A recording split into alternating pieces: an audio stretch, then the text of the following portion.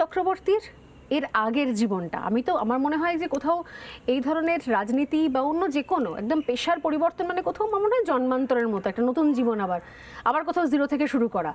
এর আগের ফেলে আসা জীবনটা, যেটা মানুষের খুব আগ্রহ রয়েছে, কৌতূহল রয়েছে, আর চট করে আমরাও মানে এনএসজি কর্তা, কমান্ডো এরকম কারোর সঙ্গে কথা বলার সুযোগ পাই না চট করে।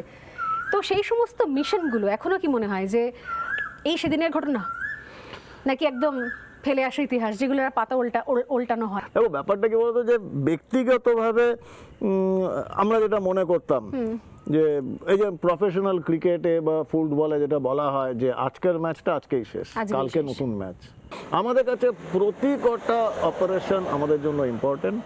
কোনো অপারেশন করে যে আমি ব্যক্তিগতভাবে খুব খুশি হতাম, মানে হর্ষোল্লাসে ভেসে যেতাম তা নয়।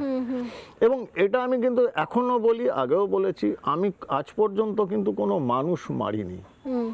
আমরা যেটা করতাম, আমরা এলিমিনেট করতাম, eliminate of threat to the nation, eliminate of threat to the nation. মানে মানুষ হত্যা নয়, কিন্তু ডেফিনেটলি যারা দেশের জন্য থ্রেট, সে যেই থ্রেট হোক, যেই হোক, সেটা যেই হোক, আমি তো বলি ইভেন আমার নিজের ভাইও যদি দেশের জন্য থ্রেট হয়, তাকে এলিমিনেট করতে আমার 1 সেকেন্ড লাগবে না।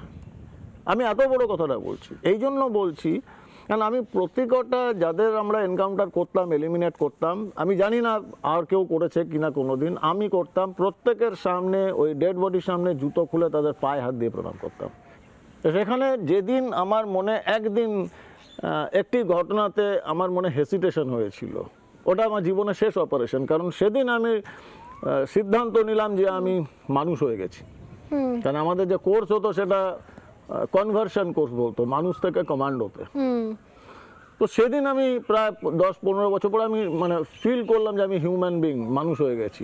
এবং ওই একবার শেষ অপারেশনে পাকিস্তানে, পাক অকুপাইড কাশ্মীরে আমরা একটা কোভার্ট অপারেশন করতে গেছিলাম, যেখানে গভর্নমেন্টের কাছে, ইন্টেলিজেন্সের কাছে স্পেসিফিক ইনফরমেশন ছিল যে একটা বড় ফিদাইদের গ্রুপ তারা কাছাকাছি এসেছে বর্ডারের পাক অকুপাইড কাশ্মীরের মধ্যে, মুজাফফরাবাদের কাছে, এবং তারা কাশ্মীরে ঢুকে তারা প্রচণ্ড মানে ম্যাসাকার শুরু করবেন কাশ্মীরের নির্বাচনের আগে। আচ্ছা, তখন ভারতবর্ষের আমরা যারা লৌহ মানব বলি, যে স্বরাষ্ট্রমন্ত্রী তথা উপপ্রধানমন্ত্রী ছিলেন, উনি ডিসিশনটা নেন যে আমরা ওপারে গিয়ে করব, ওদের ঘরে ঢুকে মারব।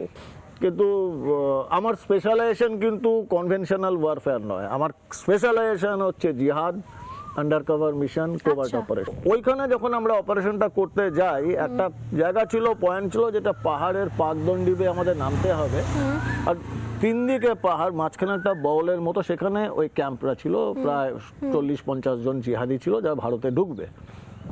আমি নাইফটা তুলেছি এবং সাক্ষাৎ মৃত্যু, কোনোদিন আমার হাত থেকে মিস হয়নি, আমার হাত থেকে কেউ বাঁচেনি।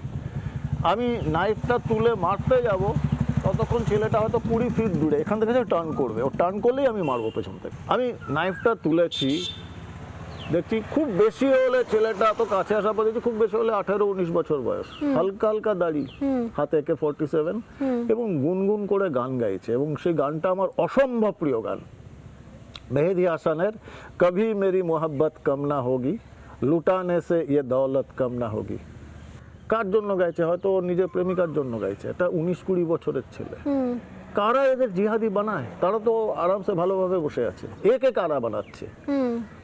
আমি না হাতে তুলে, আর ওই গান আমার সব থেকে প্রিয় গান, আর গাইতে পারবে না, মুছে দিতে হবে গানটা, জীবন থেকে ছেলেটা উড়ে যাবে।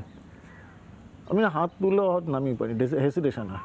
আমি সেই মুহূর্তে সিদ্ধান্ত নিয়েছিলাম যেটা আমার জীবনের শেষ অপারেশন, কারণ আমি মানুষ হয়ে গেছি, আমার দ্বিধা দ্বন্দ্ব এসে গেছে। নানা ধরনের কন্টেন্ট দেখার জন্য লাইক করুন, শেয়ার করুন আমাদের ফেসবুক পেজ, সাবস্ক্রাইব করুন আমাদের ইউটিউব চ্যানেল।